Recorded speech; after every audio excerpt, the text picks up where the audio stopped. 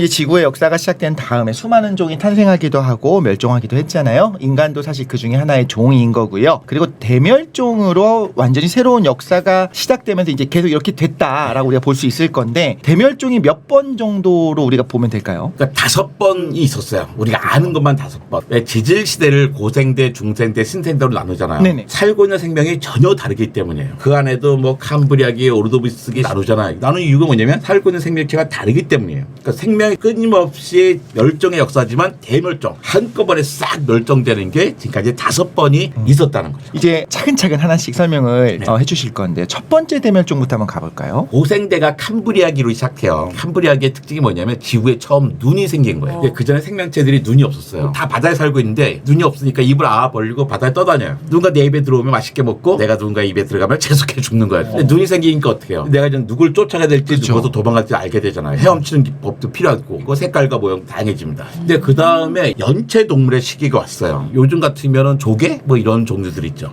모든 생명체 바다에 살고 있는데 85%가 싹 멸종합니다. 여기서 종이 85%인가요? 아니면 그 생물 양의 85%인가요? 종의 85%죠. 종의 85% 사라지는 거예요. 그러니까 종의 85%인 게 어떤 거냐면 100마리 가운데 15마리가 살아남은 게 아니죠. 100종류 가운데 85종류는 한 마리도 살아남지 못하고 싹 죽어서 멸종하고 5종류만 남았지만 얘네라고 잘 사는 건 아니에요. 그런 상태인데 그 당시 왜 대멸종을 됐냐면 지구가 얼음덩어리가 됐어요. 모든 물질은 고체보다 액체가 크고 액체보다 기체가 부피가 훨씬 크잖아요. 근데 우리가 알고 있는 물질 중에 한 가지 예외가 있어요. 그것이 바로 물이에요. 물은 기체는 엄청 크지만 얼음 위에 떠 있는 거예요. 나머지 대부분이 아래에 있고. 그거 다 녹으면 어떻게 해요? 위에 부분이 녹으면 바닷물을 높이겠죠. 아래 부분은 어떻게 했어요? 아래 부분 엄청나게 큰 얼음이 있었는데 부피가 줄어들어요. 어떻게 해요? 결과적으로는 부피가 해수면이 안 높아질 수 있는 거예요. 오히려 낮아질 수가 있어요. 근데 우리 맨날 텔레비전에서 듣잖아요. 지구 온난화 때문에 해수면이 높아진다. 근데 왜 그러냐면 바다 위에 떠 있는 얼음이 얼마 안 돼요. 대부분의 얼음은 육상에 있습니다. 남극 대륙에 있는 얼음은 녹으면 어떻게 돼요? 그대로 바다로 내려오니까 해수면이 저절로 높아지는 거죠. 그러니까 남극 대륙, 그린란드, 아이슬란드, 카나다, 시베리아에 있는 얼음들 때문에 해수면이 높아지는 거지 북극의 빙산 때문만은 아닌 거예요. 그런데 지구가 오르도비스키가 끝난 다음에 지구가 이제 얼음덩어리가 됐단 말이에요. 이 얘기는 뭐냐면 바닷속으로 내려가야 될 물이 바다로 내려가지 못하고 육상에 얼음으로 있는 거죠. 그 당시 생명체들은 다 바다에 살고 있었는데 바다 생명체의 95%는 깊이 200m의 대륙붕에 살고 있어요. 근데 육상에 얼음이 생기니까 어떻게 해요? 대륙붕이 쭉 낮아지잖아요. 그러니까 대륙붕에 깊이 200m가 정도 있는데 깊이가 확 낮아지니까 서식지가 없어지는 거예요. 그러면서 급격하게 생명체가 멸종을 합니다. 이게 첫 번째 대멸종이었어요. 그럼 지구가 빙하기가 온 이유는 어떤 걸까요?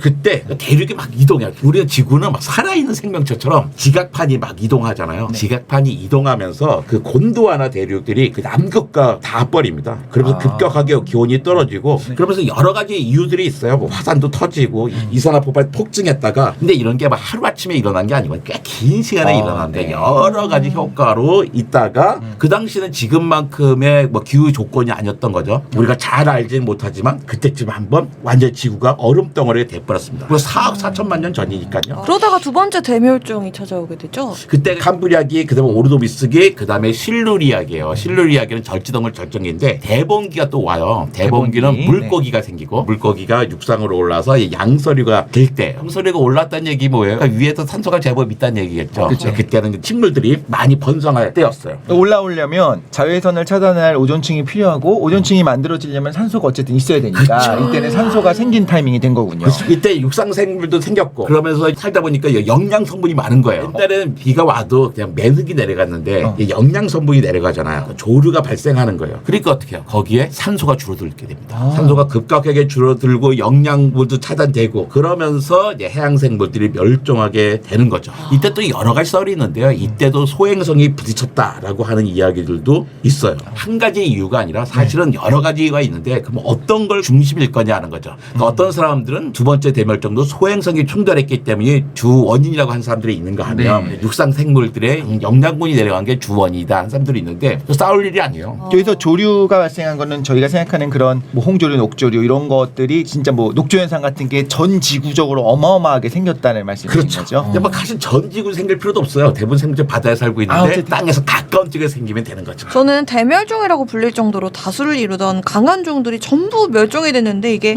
다시 생태계가 만들어지고 번성을 한다라는 게 이해가 되긴 하는데 좀 상상이 쉽게 안 가거든요. 이거 오랜 시간이 걸렸을 것 같아요. 그러니까 뭐 하나 망가지면 망가지는 데도 시간이 오래 걸리지만 다음번에 생명체들이 생길 때도 또 오래 걸려요. 예를 들어서 두 번째 대멸종이 일어난 게 3억 6,500만 년 전이에요. 그런데 세 번째 대멸종은 약 2억 5,300만 년 전이거든요. 대멸종이 걸릴 때도 한 100만 년이 걸리지만 다시 이게 회복되어서 전성기가 돼서 또 멸종할 때까지는 1억 몇천만 년이 걸리는 거죠. 지금 말씀하신 대멸종이 일어나는 것도 100만 년이네요. 사실은 뭐 몇 년, 1000년 정도 수준도 아니고 100만 년에 걸쳐서 서서히 줄어드는데 그 총량은 어마어마하게 많이 죽는 게 되는 거군요. 그렇죠. 그러니까 그 당시에 살던 생명체는 지금 대멸종기야도 모르고 있는 모르고 거예요. 있는 그래서 자기 태어날 때부터 별로 없었고 자기 죽을 때도 별로 없는 상태예요. 근데 길게 보면 이게 막 줄어들고 있지만 거기 살고 있는 생명체들은 짐작도 못했을 거예요. 어떤 변화가 있는지. 그러니까 세 번째 대멸종이 가장 큰 대멸종이거든요. 고생대에서 중생대로 넘어오는 거예요. 그러니까 오죽하면 고생대가 없어지고 중생대가 됐겠어요. 아예 커다란 그 단위가 바뀌어버리는 거군요. 그렇죠. 첫 번째, 두 번째는 어쨌든 그 고생대 안에 있었는데 안에서. 세 번째 대멸종은 아예 그 큰 세대가 바뀌는 거예요. 이때는 생명체의 95%가 멸종합니다. 근데 이때는 여러 가지 이유가 있었는데 그 중에 하나가 초대륙이 만들어진 거였어요. 우리가 판게하라고 하죠. 한계하라고. 그러니까 대륙들이 흩어져 있었는데 이게 합쳐져요. 근데 생명체들이 어디 주로 많이 사냐면 해안가에 많이 살아요. 해안가는 원래 춥지도 않고 덥지도 않고 먹을 때가 많은 곳이거든요. 근데 대륙이 합쳐졌다고 해봐요. 그러면 해안이 줄죠. 해안선이 줄죠. 그 다음에 예를 들어서 아프리카와 뭐 아메리카가 만나는 지점, 거기는 우리 머릿속에 지도가 그려지죠. 네. 네, 거기는 워낙에 뭐였냐면 해안가였어요. 살기 좋은 곳이었는데 합쳐지고 나니까 뭐가 돼요? 대륙의 한가운데. 한가운데가 됩니다. 대륙의 한가운데에 뭐가 있나요? 있나? 사막 있죠. 그러니까 대륙이 합쳐졌다는 것은 지구가 사막화됐다는 뜻이에요. 그러니까 사막화되면 기본적으로 먹고 살기 힘들겠죠. 첫 번째 이유고 두 번째 이유가 지금 대기의 산소 농도가 21%잖아요. 근데 갑자기 고생돼서 중생대로 넘어올 때 30%에서 20%까지 떨어져요. 산소 농도가 10% 떨어지는 거예요. 살기 힘들죠. 그래서 살는 생명체들은 달라져야 되는 거예요. 왜 진화를 큰 못했을까? 사건이 있습니다. 그게 바로 뭐냐면 화산이 터지는 거였어요. 시베리안 트랩이라고 하는데 그러니까 시베리아의 거대한 현무암 덩어리겠어요. 네. 그들이 얼마나 하냐면 유럽 크기만 해요. EU 국가의 28개국 크기만큼의 현무암 덩어리가 있는데 그러니까 시베리안 트랩이라고 하거든요. 시베리아에 있는 계단이다 이렇게 붙이는데 두께가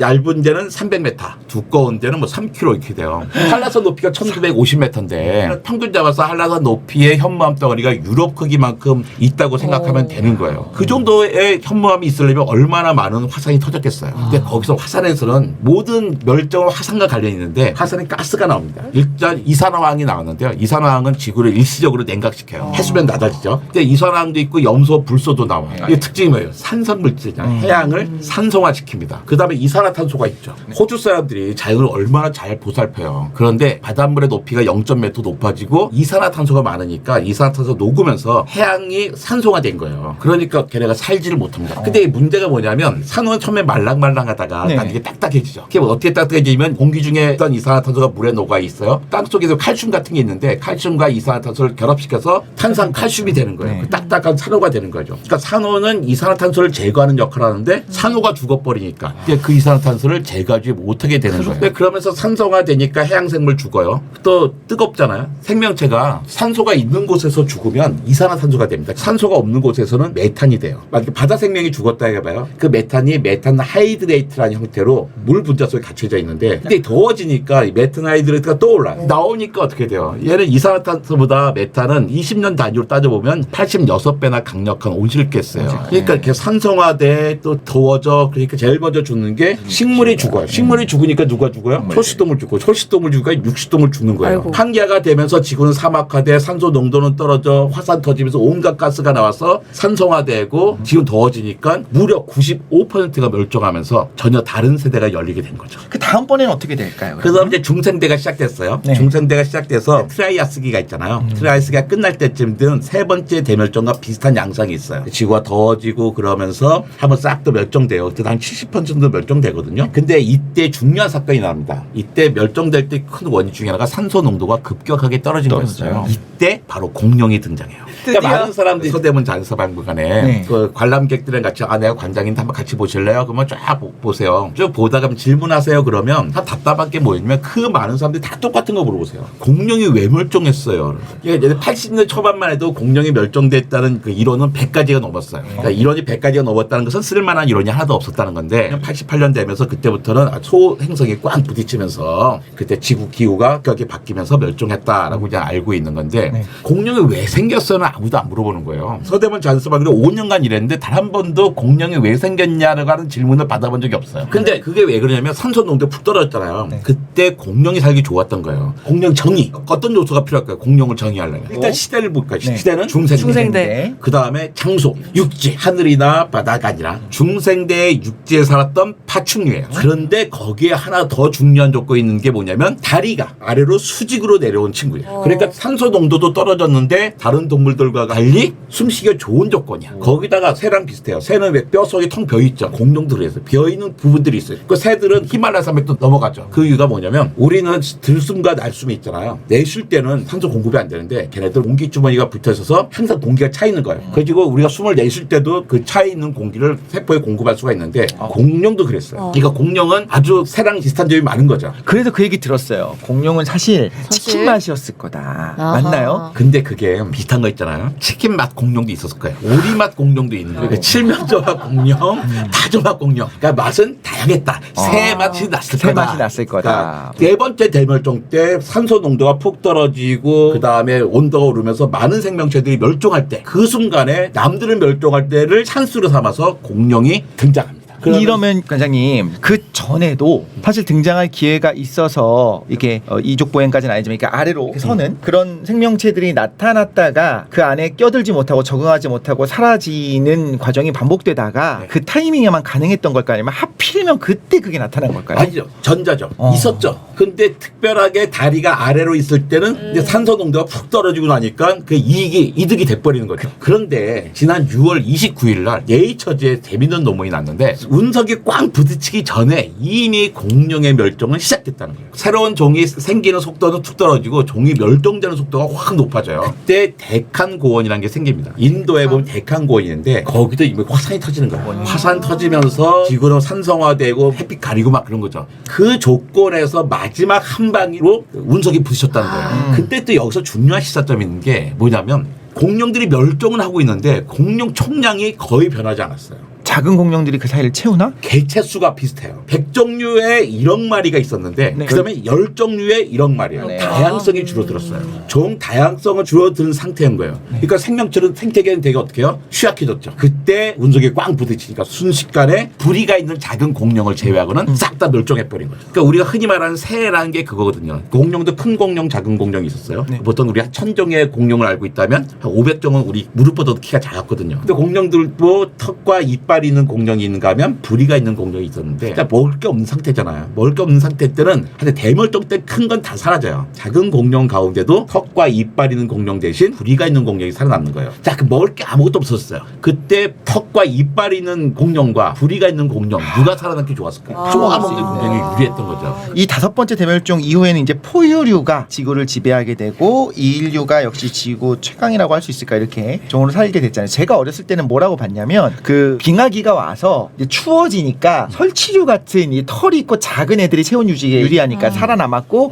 그게 우리의 조상이다라고 이야기를 했었어요. 중생대가 끝나고 나니까 신생대에 포유류가 등장했다고 생각하는데 사실 그렇진 않아요. 포유류들은 공룡과 같이 등장합니다. 공통 조상이 있었어요. 그 공통 조상의 한 새끼는 공룡의 조상이 되고 다른 새끼는 포유류의 조상이 되는 거죠. 그런데 그 당시에 괜히 포유류가 등치 크게 커지고 낮에 다니면 어떻게 해요? 공룡한테 잡아먹히잖아요. 그쵸. 네. 그러니까 주먹만한 크기로 생기만하게 야행성을 살고 있었어요. 살고 있었는데 이 거대한 파충류들이 하늘이고 바다고 바닷속에 싹 사라지고 나니까 이제 무주공산이 된 거예요. 이제 그때부터 막 몸집 키우기 시작하는 거죠. 근데 그 당시에 그 추워질 때 말씀하신 대로 털이 있어요. 그 체온을 유지하기가 좋죠. 이런 친구들이 점점 커져서 생명의 역사 38억 년을 1년이라고 한다면 고생대가 시작한 시점이 11월 4일쯤 돼요. 그러니까 11월 3일까지는 고생대도 아닌 거예요. 11월 4일에 고생대가 시작하고 12월 10일쯤에 중생대가 시작해요. 그리고 크리스마스 날 신생대가 시작합니다. 그런데 근데 그때 사람이 등장하는 것은 12월 31일이에요. 12월 31일 오전 10시에 사람하고 침팬지가 같은 조상에서 공통돼서 갈라서요.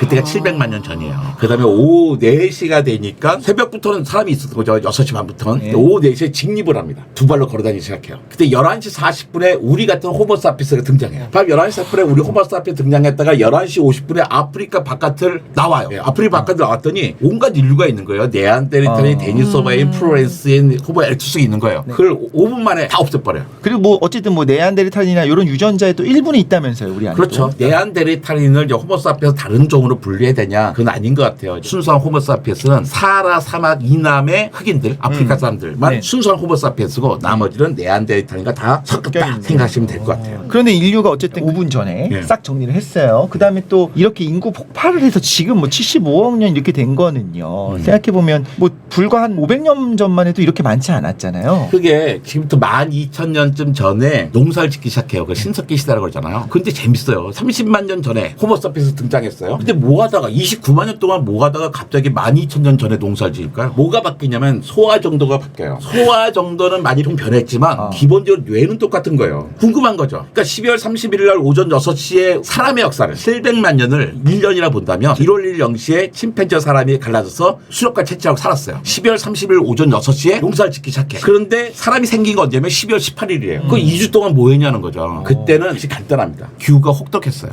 그러니까 12,000년 전에 왜 농사를 짓기 시작하냐면 12,000년 전부터 만년 사이에, 그러니까 22,000년 전부터 12,000년 전 사이에 1만 년 동안 지구 기온이 4도가 올라요. 빙하기가 끝나는 거예요. 그러면서 지구에서는 처음으로 농사를 지을 수 있는 기후가 생겨요. 사람이 똑똑해져서가 아니라 농사를 지을 수 있는 기후가 생긴 거예요. 그러니까 어떻게 돼요? 4도가 딱 오르니까 일단 기온이 올라가니까 인구는 늘어납니다. 그래서 인구가 400만까지 올라요. 전 세계 인구가. 네. 거기다가 기후가 올라가니까 해수면이 높아졌어요. 사람들 주로 어디 살면 강가, 호숫가, 바닷가에 살고 있는데 이사 가야 되는 거예요. 근데 이사가 하루아침에 끝나고 계속 이사를 가야 돼. 근데 가보니까 동물과 식물이 달라. 뭘 먹고 뭘 잡아야 할지 모르겠어. 아니, 이런 상황에서 우리가 어떻게 창의적으로 먹이를 활동을 할까 해서 나온 게 수렵 채집자가 목동 농사꾼이 된 거죠.